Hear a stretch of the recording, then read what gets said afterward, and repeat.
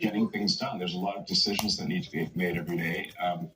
Many of them are unrelated to moral beliefs. Right.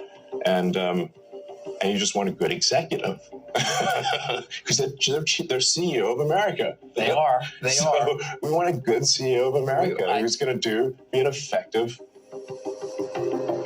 You think, for example, China will make a move to take control of Taiwan? The official policy of China is that Taiwan should be integrated. Mm-hmm. One does not need to read between the lines. One can simply read the lines. Do you think? So I think there's some inevitability to the situation. His words become a cautionary tale, an urgent call to recognize the challenges posed by the world's most populous nation.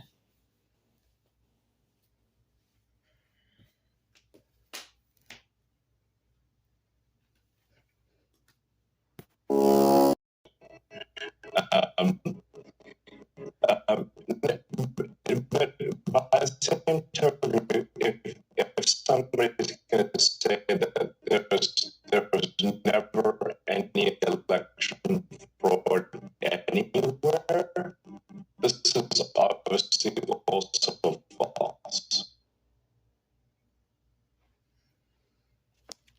It's sort of somewhat arduous to be regulated. It's not true that the election in 2020 was rigged. It wasn't stolen. And I wonder on the platform, when you see that, does that end up in a community node, or is that something you take more action on? And obviously that applies to so many. I mean, to be clear, I don't think it was a stolen election. But by the same token, if somebody's going to say that there's never any election fraud anywhere, this is obviously also false. Yeah. If 100 million people vote, the probability that the fraud is zero is zero. The final straw was Larry calling me a speciesist for being pro-human consciousness instead of machine consciousness. And I'm like, well, yes, I guess I am. I am a speciesist. As the world listens, Elon Musk's voice becomes a clarion call, forcing us to confront the intersection of technological innovation and political control. The Chinese economy and the rest of the global economy are like conjoined twins. It would be like trying to separate conjoined twins. That's the severity of the situation. And it's actually worse for a lot of other companies than it is for Tesla. I mean, I'm not sure where you're going to get an iPhone, for example. Apple's recently started doing some sort of small amount of production in India, but it's tiny.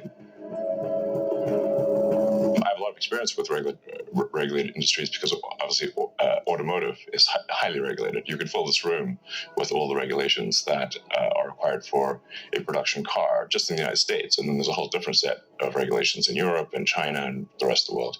So very familiar with being overseen by a lot of regulators. And the same thing is true with rockets. You can't just willy-nilly, shoot rockets off, but not big ones anyway, because the FAA oversees that.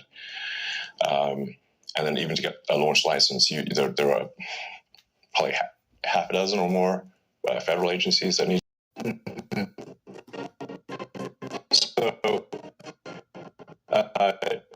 So my opinion would be.